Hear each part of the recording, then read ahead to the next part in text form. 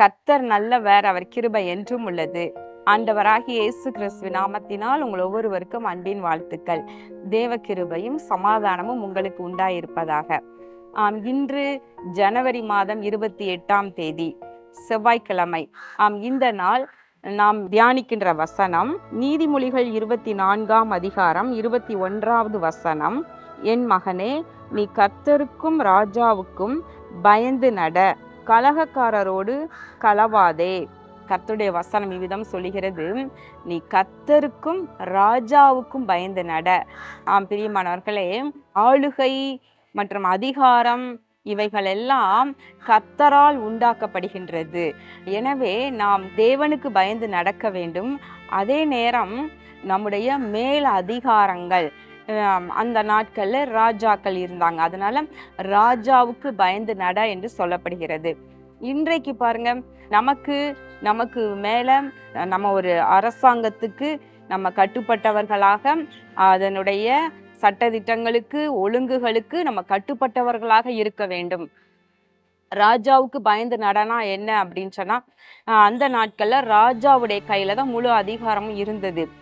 ராஜாவுக்கு பயந்து அவருடைய கட்டளைகளுக்கெல்லாம் கீழ்ப்படிந்து நடக்க வேண்டும். இல்லாட்டினா என்ன தண்டனை, அவர் ராஜா எப்படி கோபப்படுவாரு, எந்த நேரம் என்ன செய்வார் என்று தெரியாது.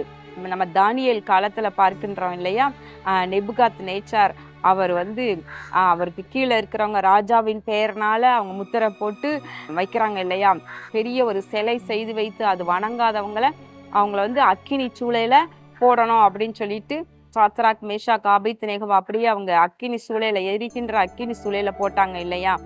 அதே போல தானியேல பாருங்க, சிங்க கெபியில போட்டாங்க இல்லையா. அப்ப ராஜாவிற்கு அதிகாரம் எங்கேயோ அங்கே அப்படியே அது செல்லும்.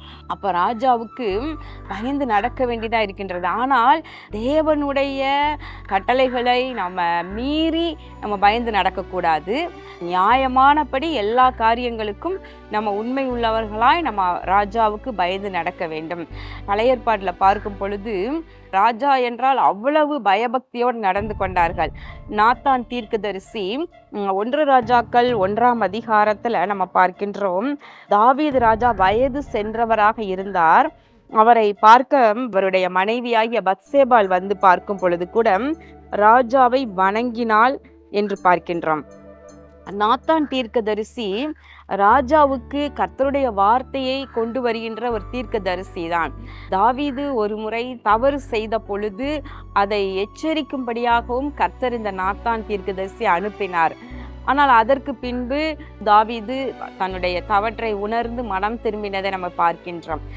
ஆனாலும் கூட ராஜா மேல அவருக்கு எவ்வளோ ஒரு பயபக்தி, எவ்வளோ ஒரு பணிவு என்பதை பாருங்களேன். 1 ராஜாக்கள் 1ஆம் அதிகாரத்துல 23வது வசனம், தீர்க்கதரிசியாகிய நாத்தான் வந்திருக்கிறார் என்று ராஜாவுக்கு தெரிவித்தார்கள்.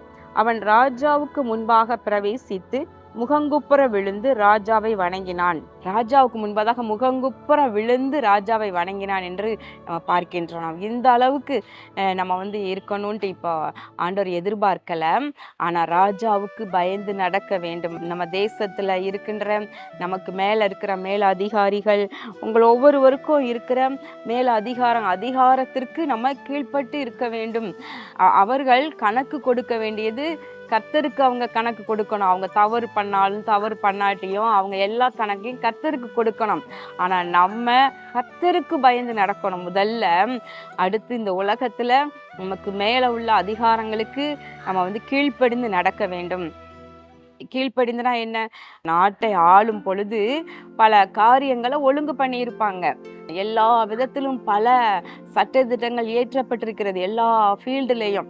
அப்போ நம்ம எந்த ஃபீல்டில் நடந்து போறோமோ, இப்போ ஃபார் எக்ஸாம்பிள் எல்லாருமே நம்ம ரோட்ல எல்லாரும் பைக்ல போறீங்க, கார்ல போறீங்க, இப்படிலாம் போகும் பொழுது அப்போ என்ன அர்த்தம், டிராஃபிக் ரூல்ஸை நம்ம ஃபாலோ பண்ணணும். அப்போ சிக்னல் இருந்ததுன்னா அந்த சிக்னலுக்கு ஏற்றாற் போல ஒபே பண்ணி தான் நம்ம நடக்கணும். அப்ப இதெல்லாம் என்னன்னா ராஜாவுடைய கட்டளைகளுக்கு கீழ்ப்படுகிற மாதிரி தான், அரசாங்கத்தினுடைய ஒழுங்குகளுக்கு. அதை மீறி அதை தாண்டி அது செயல்படும் பொழுது அப்போ அது நம்ம அந்த பயப்படாத துணிகரத்தை காண்பிக்கின்றது. அதான் கலகக்காரரோடு சேராதே. அப்போ ஒரு தேசத்துல கலகக்காரர்கள் இருப்பாங்க. நம்மளை சூழ பொல்லாதவர்கள். கலகக்காரர்கள்னா என்ன? சண்டை மூட்டி விடுகிறவர்கள், கலகத்தை மூட்டி விடுகிறவர்கள். இவர்கள் நியாயமானபடி எதையும் செய்ய மாட்டாங்க. நியாயம் இல்லாதபடி செய்து கலகத்தை மூட்டுவாங்க. அப்போ இப்படிப்பட்டவர்களோடு நாம் சேர்ந்து இருக்கக்கூடாது. அவர்களோடு சேர்ந்து இருக்கும் பொழுது சட்டதிட்டங்களை மதிக்காத ஒரு தன்மை வந்துவிடும், துணிகரம் வந்துவிடும். அப்ப இப்படிலாம் போகக்கூடாது என்பதற்காக தான் கர்த்தருடைய வார்த்தையே நமக்கு இவ்விதம் சொல்லுகின்றது. ஒரு நிறுவனத்துல பணிபுரியுறீங்க, அந்த நிறுவனத்திற்கென்று சில ஒழுங்குகளை வைத்திருப்பாங்க. ஒரு கம்பெனியில பணிபுரியுறீங்க, அந்த கம்பெனிக்கென்று சில ஒழுங்குகளை வைத்திருப்பாங்க.